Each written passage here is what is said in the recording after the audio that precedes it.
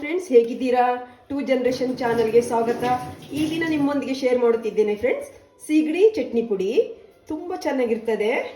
ನೋಡಿ ಎಷ್ಟು ಚೆನ್ನಾಗಿ ಬಂದಿದೆ. ನೀವು ಟ್ರೈ ಮಾಡಿ. ಹಾಗೆ ಫ್ರೆಂಡ್ಸ್, ನನ್ನ ಚಾನಲನ್ನು ಲೈಕ್ ಮಾಡಿ, ಶೇರ್ ಮಾಡಿ, ಸಬ್ಸ್ಕ್ರೈಬ್ ಮಾಡಿ. ನೋಡಿ ಎಷ್ಟು ಚೆನ್ನಾಗಿದೆ. ನೋಡಿ ನೋಡಿ ಡ್ರೈ ಡ್ರೈ ಆಗಿದೆ. ಹಾಗೆ ಫ್ರೆಂಡ್ಸ್, ಈ ಚಟ್ನಿ ಪುಡಿಯನ್ನು ಮಾಡುವ ವಿಧಾನ ತಿಳಿಸಿಕೊಡ್ತೇನೆ.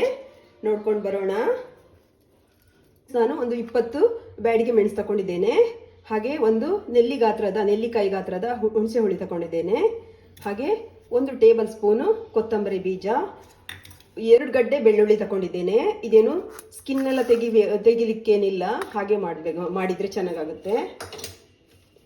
ಹಾಗೆ ಬೇವಿನೆಲೆ ತಗೊಂಡಿದ್ದೇನೆ, ಕರಿಬೇವು. ಹಾಗೆ ಫ್ರೆಂಡ್ಸ್, ನಾನು ಒಣ ಕೊಬ್ಬರಿ ತಗೊಂಡಿದ್ದೇನೆ. ಇಷ್ಟು ತಗೊಂಡಿದ್ದೇನೆ ನಾನು ಫ್ರೆಂಡ್ಸ್. ಈ ಥರ ಕೊಬ್ಬರಿ ನಾನು 3 ತಗೊಂಡಿದ್ದೇನೆ. ಹೀಗೆ ಡ್ರೈ ಕೊಬ್ಬರಿ ನೋಡಿ, ಡ್ರೈ ಇದೆ ನೋಡಿ. ಡ್ರೈ ಕೊಬ್ಬರಿಯಲ್ಲಿ ಮಾಡಿದರೆ ತುಂಬ ದಿನ ಸ್ಟೋರ್ ಮಾಡ್ಬೋದು. ನೋಡಿ, ಹೀಗೆ ಕಟ್ ಮಾಡಿ ಇಟ್ಕೊಂಡಿದ್ದೇನೆ. ಇದನ್ನು ರೋಸ್ಟ್ ಮಾಡಬೇಕು ಫ್ರೆಂಡ್ಸ್. ಪುನಃ ನಾವು ಹುರಿದ್ಕೊಳ್ಬೇಕಾಗ್ತದೆ. ಇಷ್ಟು ಸಿಗಡಿ ತಗೊಂಡಿದ್ದೇನೆ ನೋಡಿ. ನಾನು ಡ್ರೈ ಸಿಗಡಿ ತುಂಬ ಸಣ್ಣದಿದ್ದರೆ ತುಂಬ ಚೆನ್ನಾಗಾಗ್ತದೆ ನಮ್ಮ ಚಟ್ನಿ ಪುಡಿ. ಅದಕ್ಕೋಸ್ಕರ ಚಿಕ್ಕದೇ ತಗೊಂಡಿದ್ದೇನೆ. ಎಲ್ಲವನ್ನು ಡ್ರೈ ರೋಸ್ಟ್ ಮಾಡ್ಕೊಳ್ಬೇಕು. ಬನ್ನಿ ರೋಸ್ಟ್ ಮಾಡೋಣ. ಹಂಚಿಟ್ಕೊಂಡಿದ್ದೇನೆ. ಮೀಡಿಯಂ ಫ್ಲೇಮಲ್ಲಿ ಇರಲಿ ಉರಿ. ಹಾಗೆ ನಾನು ಕೊಬ್ಬರಿಯನ್ನು ಹಾಕ್ಕೊಳ್ತೇನೆ.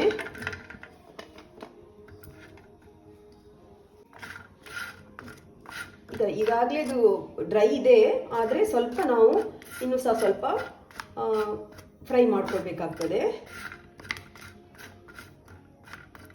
ತುಂಬ ಚೆನ್ನಾಗಿ ಡ್ರೈ ಆದರೆ ತುಂಬ ಸ್ಮೆಲ್ ಬರ್ತದೆ. ಚಟ್ನಿ ತಿನ್ನಲಿಕ್ಕೆ ತುಂಬ ಖುಷಿ ಆಗ್ತದೆ, ಟೇಸ್ಟ್ ಇರ್ತದೆ. ಆಮೇಲೆ ತುಂಬ ಟೈಮು 1.5 ತಿಂಗಳು ಸಹ ಸ್ಟೋರ್ ಮಾಡ್ಬೋದು. ಅಷ್ಟು ಟೈಮ್ ಸ್ಟೋರ್ ಮಾಡ್ಬೋದು. ಓಕೆ ಫ್ರೆಂಡ್ಸ್, ಇದು ಫ್ರೈ ಆಗಿದೆ ನೋಡಿ. ನೋಡಿ, ಇಷ್ಟು ಡ್ರೈ ಆದರೆ ಸಾಕು. ನೋಡಿ, ಫುಲ್ ಕಪ್ಪಾಗಬಾರ್ದು. ಕಪ್ಪಾದರೆ ಕೈ ಬರ್ತದೆ. ಈಗ ಇದು ಶಿಫ್ಟ್ ಮಾಡ್ಕೊಳ್ತೇನೆ. ಈಗ ಉಳಿದಂಥ ಕೊಬ್ಬರಿಯನ್ನು ಹಾಕ್ಕೊಳ್ತೇನೆ. ಇದನ್ನು ಕೂಡ ಚೆನ್ನಾಗಿ ಫ್ರೈ ಮಾಡ್ಕೊಳ್ಬೇಕು. ಓಕೆ ಫ್ರೆಂಡ್ಸ್, ಇದು ಕೂಡ ಆಗಿದೆ. ಈಗ ಲೋ ಫ್ಲೇಮಲ್ಲಿ ಇಟ್ಕೊಳ್ಳಿ ಗ್ಯಾಸನ್ನು, ಉರಿಯನ್ನು. ಈಗ ಮೆಣಸು ಹಾಕ್ಕೊಳ್ತೇನೆ.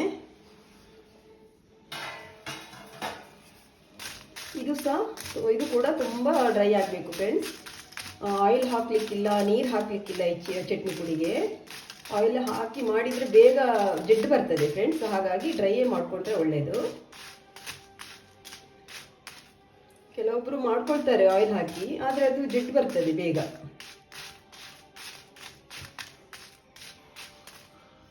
ಇದು ಹಾಸ್ಟೆಲಲ್ಲೆಲ್ಲ ಸ್ಟೇ ಆಗ್ತಾರಲ್ಲ ಮಕ್ಕಳು, ಆ ಟೈಮಲ್ಲಿ ನಾವು ಈ ಥರ ಸೀಗಡಿ ಚಟ್ನಿ ಪುಡಿ ಮಾಡಿಕೊಟ್ರೆ ಅವರು ಈ ಬೇಳೆ ಸಾಂಬಾರು ಜೊತೆಗೆಲ್ಲ ಹಂಚ್ಕೊಳ್ಳಿಕ್ಕೆ ತುಂಬ ಚೆನ್ನಾಗಾಗ್ತದೆ.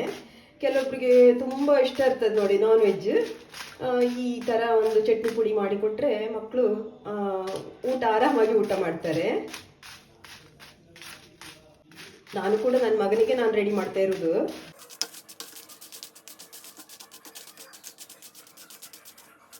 ನೋಡಿ, ಲೋ ಫ್ಲೇಮಲ್ಲೇ ರೋಸ್ಟ್ ಆಗಬೇಕು.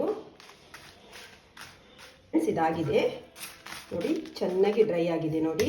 ಹೀಗೆ ಉಬ್ಬಿ ಬರಬೇಕು ಮೆಣಸು. ಓಕೆ, ಕೊತ್ತಂಬರಿ ಬೀಜ ಸೇರಿಸ್ತೇನೆ. ಲೋ ಫ್ಲೇಮಲ್ಲೇ ಇಟ್ಕೊಳ್ಳಿ.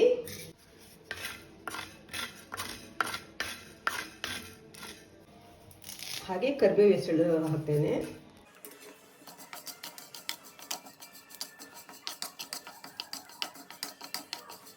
ಓಕೆ ಫ್ರೆಂಡ್ಸ್, ಇದು ಕೂಡ ಆಗಿದೆ, ಡ್ರೈ ಆಗಿದೆ ನೋಡಿ. ಫ್ರೆಂಡ್ಸ್, ಬೆಳ್ಳುಳ್ಳಿ ಹಾಕೊಳ್ತೇನೆ.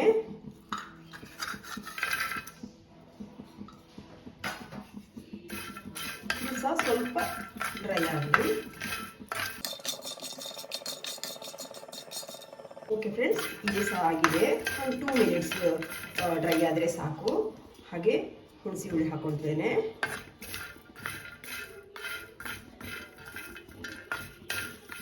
ಇದೇನು ಡ್ರೈ ಆಗಬೇಕಂತ ಏನಿಲ್ಲ.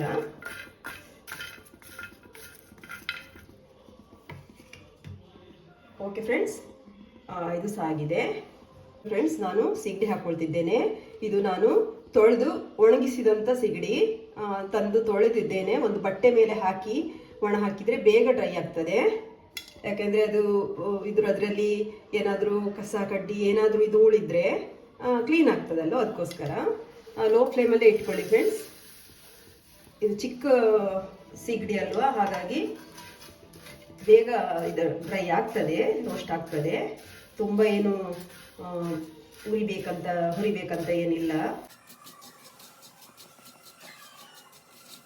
ಅದು ಗೊತ್ತಾಗ್ತದೆ ನಮಗೆ, ಹುರಿದಾಗ ಒಂಥರ ಸ್ಮೆಲ್ ಬರ್ತದೆ, ಆಗ ಅದು ಆಗಿದೆ ಅಂತ.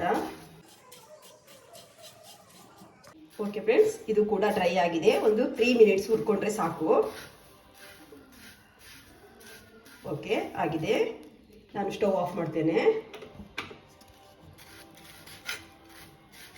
ಹಾಗೆ ಹೀಗೆ ಬಿಟ್ಟರೆ ಸ್ವಲ್ಪ ಇದರಲ್ಲೇ ಹೀಟ್ ಆಗ್ತದೆ, ಇರಲಿ. ನಾವೀಗ ಎಲ್ಲ ಡ್ರೈ ರೋಸ್ಟ್ ಮಾಡ್ಕೊಂಡಂಥ ಎಲ್ಲ ಮಿಕ್ಸರನ್ನು ಮಿಕ್ಸಿಗೆ ಹಾಕೊಳ್ಳೋಣ ಫ್ರೆಂಡ್ಸ್. ನಾನು ಮಿಕ್ಸಿಗೆ ಹಾಕೊಳ್ತೇನೆ. ಸ್ವಲ್ಪನೇ ಹಾಕೊಳ್ಳುವ.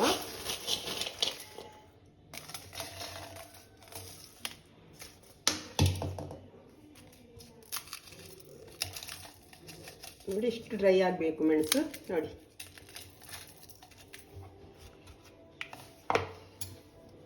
ಈಗ ಫ್ರೆಂಡ್ಸ್ 1 ಟೀ ಸ್ಪೂನ್ ಹಳದಿ ಪೌಡರ್ ಹಾಕ್ಕೊಳ್ತೇನೆ.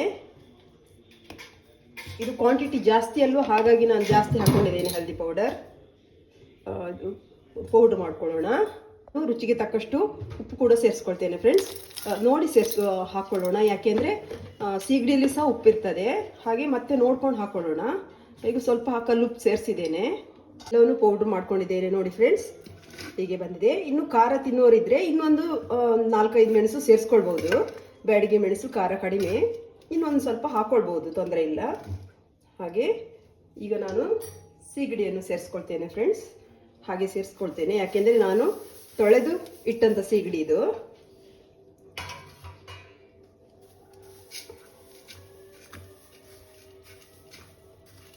ದೊಡ್ಡ ಸೀಗಡಿ ಆದರೆ ಮಿಕ್ಸಿಗೆ ಹಾಕಿ ಒಂದ್ಸರಿ ತಿರುಗಿಸ್ಬೇಕಾಗ್ತದೆ.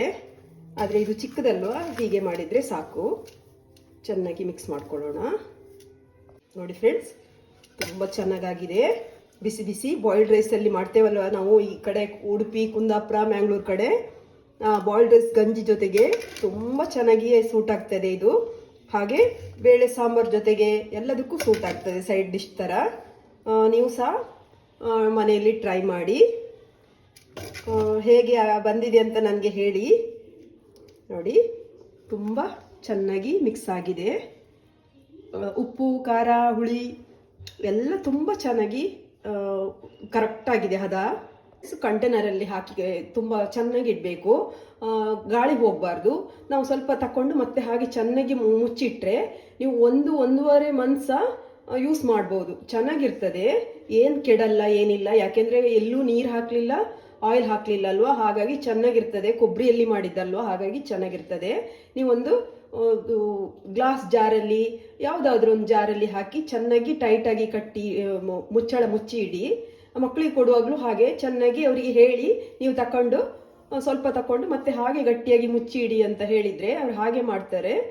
1 ಸ್ಪೂನ್ ನಮಗೆ ಈ ಸಾರು, ತಿಳಿ ಸಾರು, ಬೇಳೆ ಸಾರು ಜೊತೆಗೆ 1 ಸ್ಪೂನ್ ಸೈಡಲ್ಲಿ ಹಾಕ್ಕೊಂಡ್ರೆ, ನೆಂಚ್ಕೊಂಡ್ರೆ ಎಷ್ಟು ಚೆನ್ನಾಗಿರ್ತದೆ ಗೊತ್ತುಂಟ ಫ್ರೆಂಡ್ಸ್. ನೀವು ಒಮ್ಮೆ ಟ್ರೈ ಮಾಡಿ.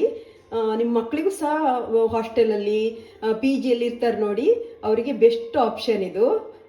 ನೀವು ಸಹ ಟ್ರೈ ಮಾಡಿ.